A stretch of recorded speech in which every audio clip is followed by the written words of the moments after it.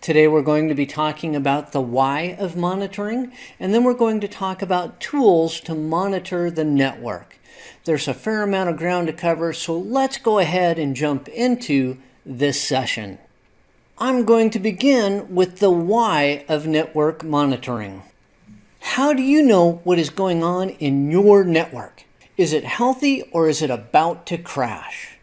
Network administrators really hate to be surprised by failures in their networks, especially ones that could have been foreseen and therefore kept from happening. How do they keep from being surprised?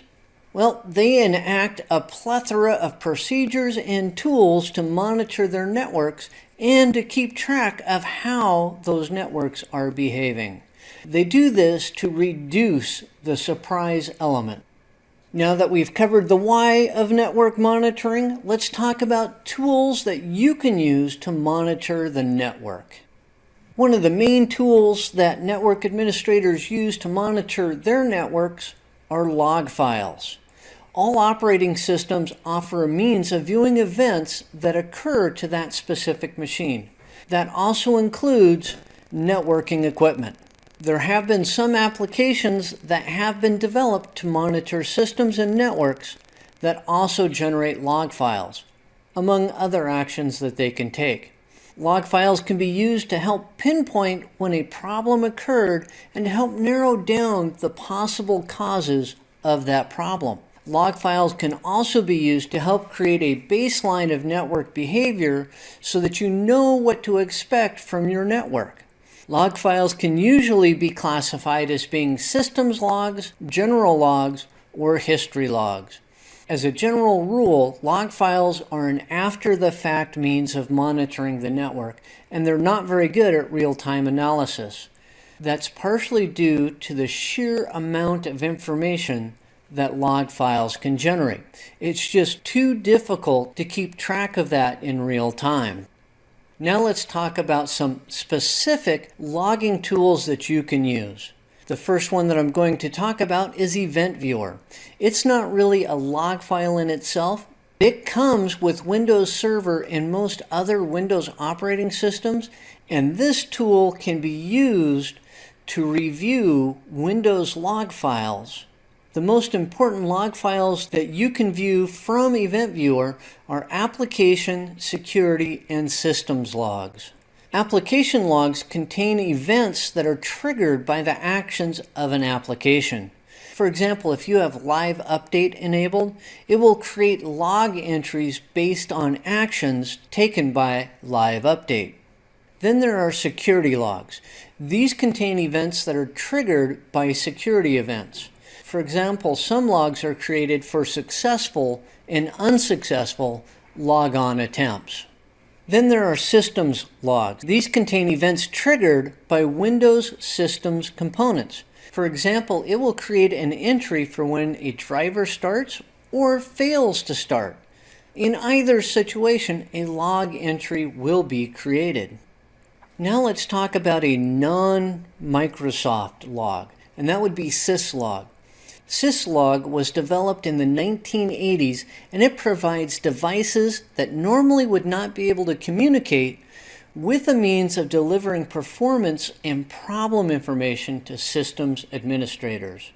This permits there to be separation between the software that generates the message, the storage of that message, and the software that analyzes the generated message. This separation of function allows syslog to be highly configurable and has allowed it to continue to be a vital tool for monitoring networks even today. As a matter of fact, the Internet Engineering Task Force, the IETF, liked syslog so much that they standardized it in 2009. Syslog can generate log messages based on the types of services that are running, and it includes a severity level that ranges from 0, the most severe, up through 7, the least severe. Syslog can generate a lot of log messages. Most network administrators configure it so that they only get alerted when a minimum severity level has been reached. As a matter of fact, you almost never want to capture debug log events unless you are actively debugging an application or service, just because it generates so much information. Syslog can be configured so that network administrators receive their alerts via text message or SMS message, or by email, or they may even receive a voicemail message. Well, Syslog is a cool tool. It's not the only one that's out there. There's also Simple Network Management Protocol, SNMP. SNMP is an application layer protocol used to monitor and manage a network's health. Network or systems administrators configure monitors, these are often called traps, on devices that view the operation of a specific item. As in, is that router's interface up or is that router's interface down? The monitors periodically communicate with a network management station, or NMS, through GET messages, that's GET messages, that the NMS sends out.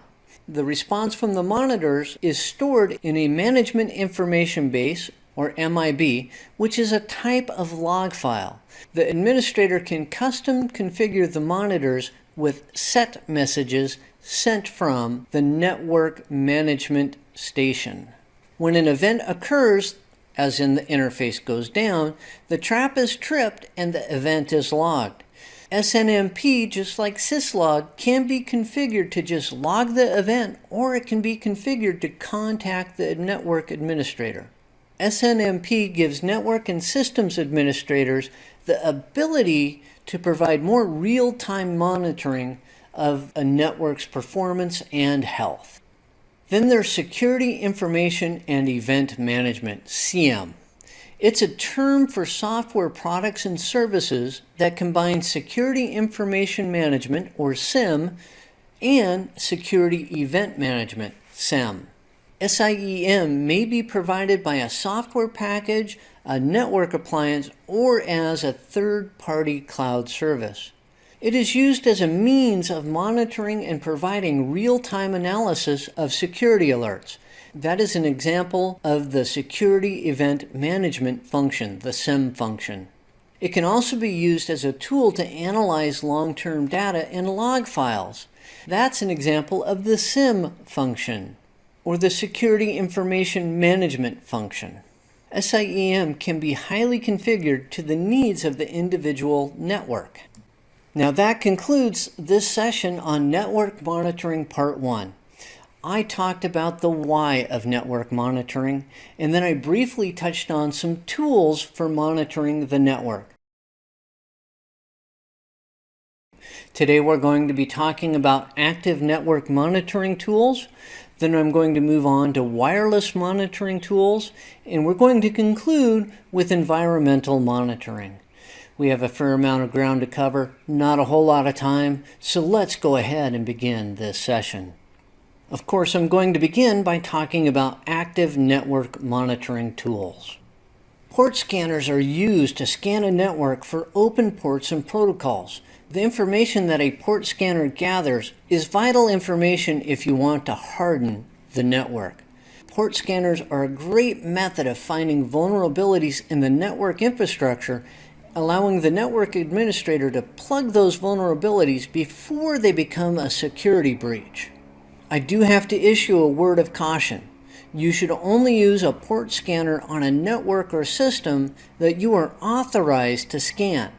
Port scanning is a possible sign of someone trying to breach a system and can lead to problems if you're not authorized to scan that system. You don't want to have to try and explain to an information security specialist why you were scanning their network if you're not authorized to scan it. A little bit different than a port scanner are applications that use interface monitoring or packet flow monitoring. These are usually deployed as an active software tool to monitor and analyze network traffic within a network segment. They're commonly called packet sniffers or protocol analyzers. They allow for an in-depth look at what traffic is on the network and may reveal security issues that the network administrator can then mitigate. They help to identify top talkers on a network segment. Top talkers are those nodes or applications that generate the most amount of traffic. Packet sniffers can help to identify top listeners on a network segment. A top listener is that interface or the interfaces that are receiving the most network traffic, or put another way, those interfaces that are utilizing the most bandwidth for receiving packets. This can help an administrator when they have determined that load balancing might be needed on the network. Microsoft Message Analyzer and Wireshark are examples of free packet flow monitoring tools. Now let's move on to wireless monitoring tools. And we're going to begin with the Wi-Fi Analyzer. A Wi-Fi Analyzer is a similar tool to a protocol analyzer, but only for wireless networks. It sniffs out packets on wireless networks and gives you statistics on those packets that it sees. It can check for bandwidth usage, channel usage, top talkers, top listeners, etc., just like a packet sniffer can.